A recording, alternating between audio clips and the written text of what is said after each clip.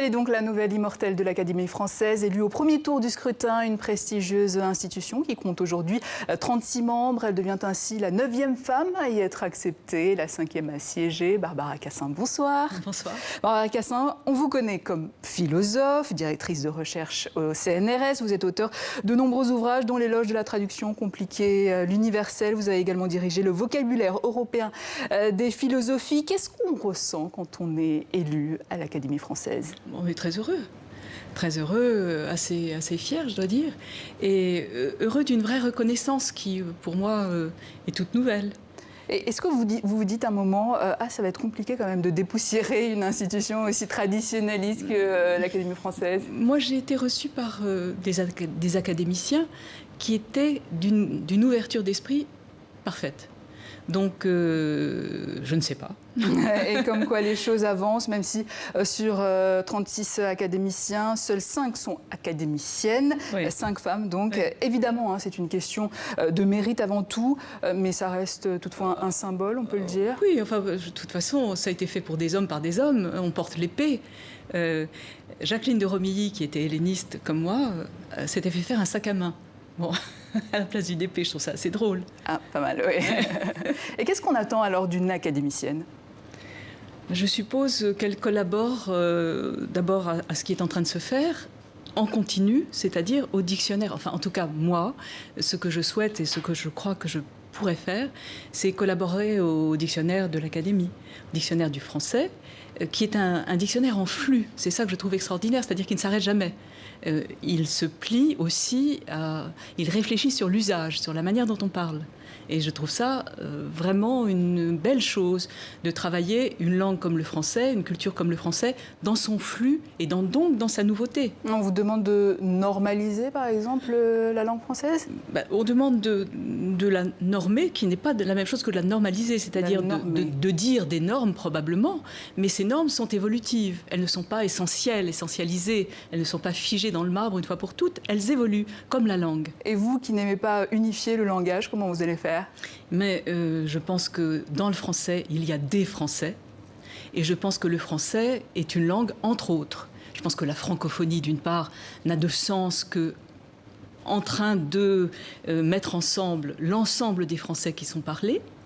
Et que le français n'a de sens que comme une langue au milieu des autres langues. Et pas comme une essence fixe, le français. Enraciné. Et comment vous comptez perfectionner le français à ce moment-là? Perfectionner? Non, ça se perfectionne tout seul, une langue, ça bouge, ça évolue. L'accompagner, c'est déjà, c'est déjà du boulot, j'allais dire. L'écriture inclusive a un péril mortel pour la langue française, disait l'Académie française. Vous en pensez quoi? Je serais peut-être un peu plus... nuancée?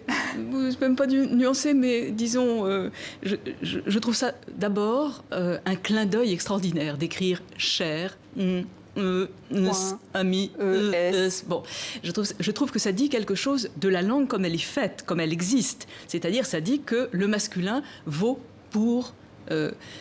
d'une part, c'est un genre, par différence avec le féminin, et d'autre part, ça n'est pas un genre. Ça couvre tous les genres. Je trouve que ça dit assez vrai d'une situation homme-femme. Mais par ailleurs, c'est, à mon avis, complètement idiot par rapport à ce que ça représente dans la lisibilité et dans la... À l'écrit. Mais à l'écrit, et à l'oral, vous rigolez encore plus. Bon, donc c'est même pas la peine. Bon, à l'écrit, c'est juste insupportable, mais je comprends l'intention. Et je trouve simplement que il vaut mieux pas faire comme ça. Et d'autant plus que c'est faux par rapport justement à la grammaire du français. C'est-à-dire que ça ne comprend pas que le masculin, ça ne comprend pas, ou plutôt ça pointe ce paradoxe que le masculin, c'est un genre parmi d'autres et que c'est un super-genre. Pour vous, Barbara Cassin, la langue a un enjeu politique, c'est ce que vous avez soutenu toujours. Qu'est-ce que vous entendez exactement par cet enjeu politique? D'abord, moi je m'intéresse énormément à la traduction. Et ce que j'ai fait, c'était un dictionnaire des intraduisibles, ce que nous avons fait, car nous étions très nombreux, un dictionnaire des intraduisibles.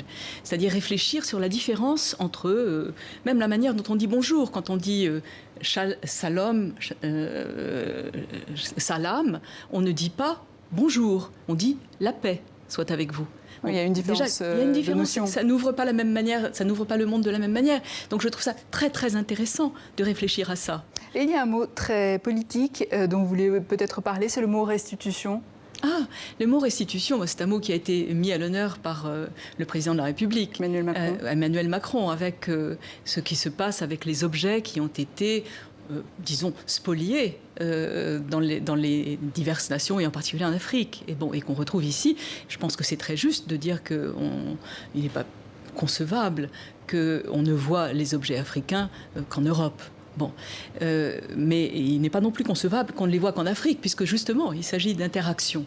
Donc je pense, nous sommes en train de réfléchir avec un certain nombre de camarades, à Dakar notamment, sur le mot restitution, sur la manière dont on pourrait le dire dans les diverses langues d'Afrique. Et là, c'est un enjeu politique aussi. Ah bah oui, c'est-à-dire que si c'est comme le mot dette. Hein. Le mot dette, si vous le dites en allemand, Schuld, ça vous tombe sur les épaules. C'est horrible. Hein. C'est votre culpabilité qui vous tombe sur les épaules. Si vous dites que vous le rendez, debitum, vous le rendez, puis c'est fini. Et c'est intéressant, c'est ce qu'on fait en français depuis le latin. Et quels sont les autres enjeux politiques de la langue française, de la francophonie de manière générale ?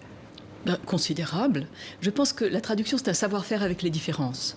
Les enjeux de la francophonie, c'est de savoir-faire avec les différences à l'intérieur et de savoir-faire aussi avec les différences à l'extérieur. Bon, pour moi, c'est essentiel. Barbara Cassin, merci d'être passée dans les locaux de TV5 Monde. Le portrait de la nouvelle immortelle de l'Académie française que vous pouvez retrouver sur notre site internet tv5monde.com, rubrique terrienne.